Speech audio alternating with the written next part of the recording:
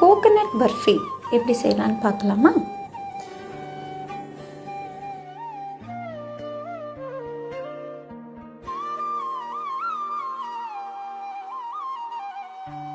First நெய்யில் முந்திரி பருப்பு நல்லா வறுத்து வச்சுப்போம்.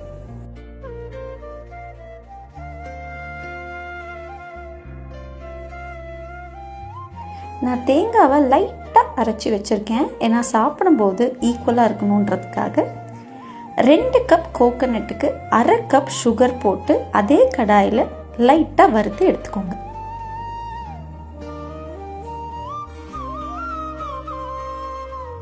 தேங்காய் நல்லா வேகணுன்றதுக்காக பால் போட்டிருக்கேன். 1/2 கப் போட்டால் போதும்.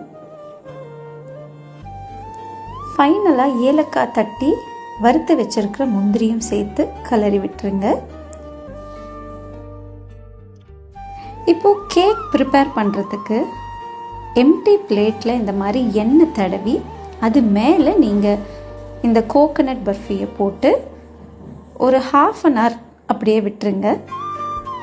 சூடாக இருக்குன்றதுனால இன்னொரு பிளேட்டில் நெய் தடவி இப்படி ப்ரெஸ் பண்ணிங்கன்னா நல்ல ஷேப் கொடுக்கும்.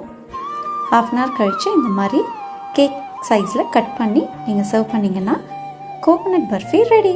ட்ரை பண்ணி பாருங்கள்.